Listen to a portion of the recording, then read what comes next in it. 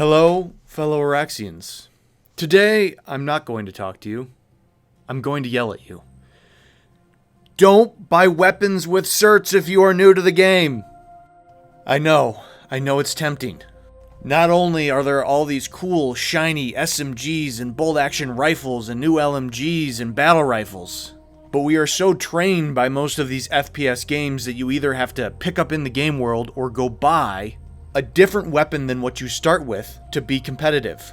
Planetside does plenty of things wrong, but one thing it nails is it gives you the best weapons to start. For the first 15 battle ranks, you'll be getting 100 certs every time you level up. On top of that, you'll get some certs just for playing, some certs for completing daily ribbons, and some more certs for completing directives. And I can't tell you how many times I've seen a new player, all excited about this massive cert windfall, buy one or two new weapons, and then around battle rank 20 realize that weapons are not what makes the difference in this game, and they should have spent them on their armor or their abilities, and are wondering if they can refund them. And then the other thing I hear about Planetside is people saying, the grind is too long. I can't get the new weapons in a reasonable amount of time, and that makes it pay to win. But since you don't have to do any grinding to unlock the best weapons in the game, that's fundamentally wrong. So to start, I'm going to go over why a battle rank 0 player is on the exact same playing field in terms of equipment as my battle rank 120 character, which will debunk the pay to win aspect of this. And then we're going to go over the primary attributes of weapons in Planetside so you can understand why the starting weapons are so kick-ass, and you should stick with them until you Araxium those weapons and only then consider putting some certs into a new weapon. If you are going to buy Daybreak cash, then by all means buy some weapons. In that case, I recommend you buy something from the NS series because you could use it on any character or any server in the future. Weapons you buy with certs are not universal and locked to that specific character. So I'm Mr. Planetmans. I am battle rank 0. I've just spawned into the tutorial. I start with the T9 Carve. It comes with a forward grip already, and I can equip a reflex sight for free. This weapon sends 750 rounds downrange per minute with a 100 round drum fed magazine and a 600 meter per second muzzle velocity. My starting ability is the Nanite Mesh Generator, and that will give me a 438 hit point overshield. In my suit slot, I start with max rank Nano Weave Armor, which gives a 20% damage reduction to all non-headshot small arms fire. And in my utility slot, I start with the Auxiliary Shield that gives me an extra 50 hit points. Now let's take a peek at my max rank character. He has unlocked every available weapon in the game that you can purchase with certs. Infantry, aircraft, and vehicles. He has unlocked every useful armor and ability slot. He has unlocked every implant. He uses one of the most rare hard to unlock weapons in the game, the NS-15 Gallows. It fires 625 rounds per minute with a 55 round magazine, leaving the barrel at 600 meters a second. In the ability slot, he uses the Adrenaline Shield, which adds 438 hit points. In his suit slot, he uses max rank Nano Weave Armor.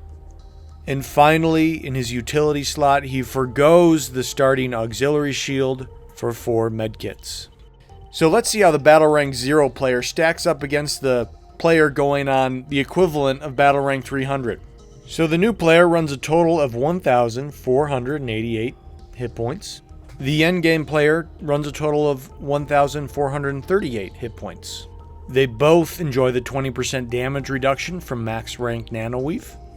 And if these two targets were to engage, the veteran player's time to kill would be 1,248 milliseconds, having to land 14 body shots to kill the target.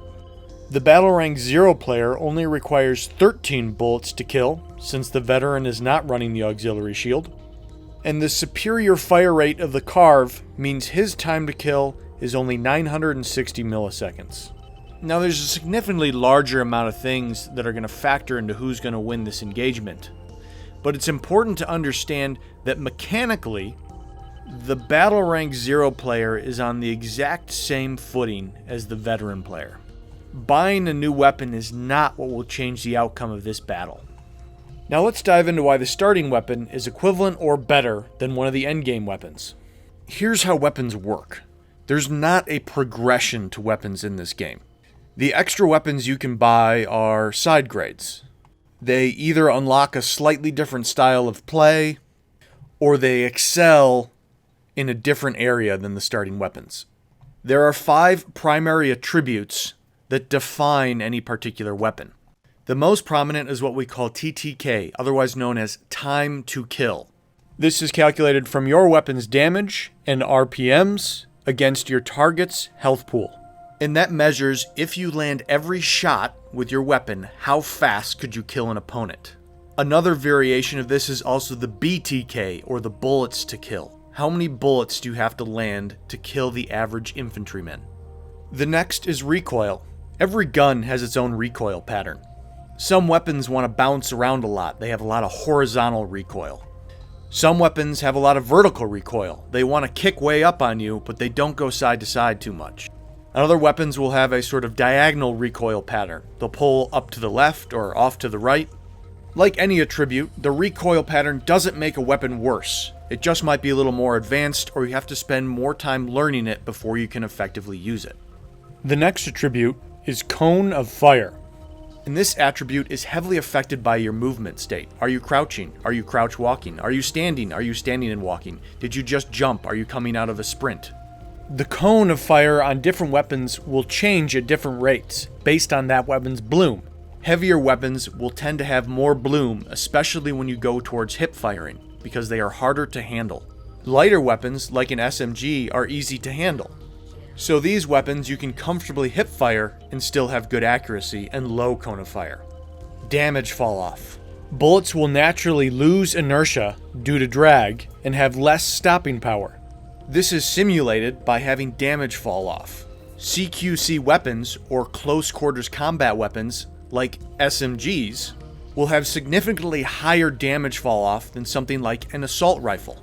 So you'll find if you're using an SMG, in close quarters combat you'll perform very well, but once targets get outside of 10 meters, it will feel like you can't kill them because you can't do enough damage. And the final trait is muzzle velocity. There are no hit scan weapons in Planetside. Every bullet fired, every tank shell launched, actually exists in the Planetside world. A projectile traveling through space until it hits its target. And that travel time means you have to worry about gravity, bullets are going to drop, and you have to be able to lead your targets. And that's where muzzle velocity comes into play. When you're using a weapon with a fast projectile, you don't have to lead your target as much. So these weapons tend to perform better at long ranges. Weapons with low muzzle velocity may have terrific time to kill, but they will struggle to kill targets farther away.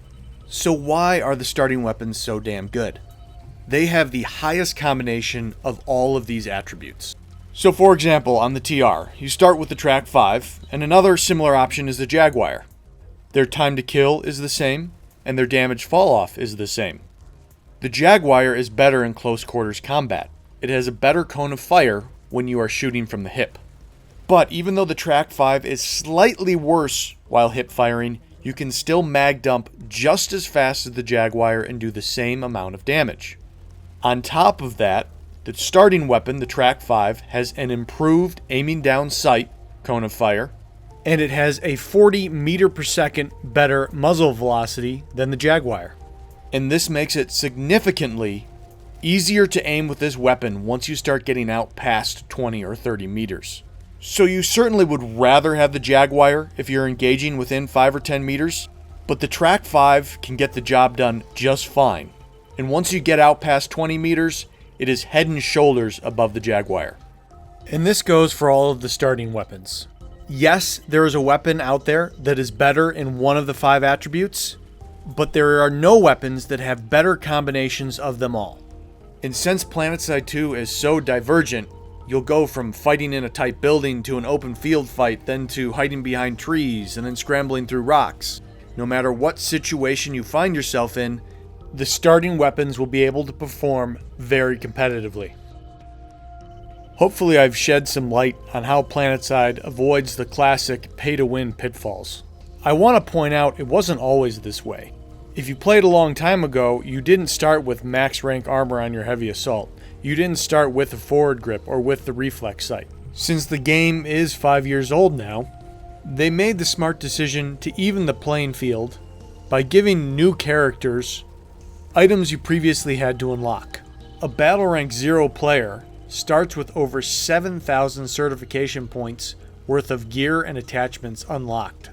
Not to mention the 2,000 certs you unlock from ranking up in your first few hours of playing. So I know it looks daunting staring at all these 1,000 cert price tags on these weapons, but you don't need any of them to be perfectly competitive in this game.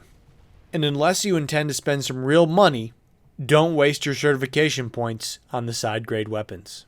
Unfortunately in this game, when you're taking that beating as a new player and learning the ropes, you don't have the excuse of saying it's because everyone else has better weapons.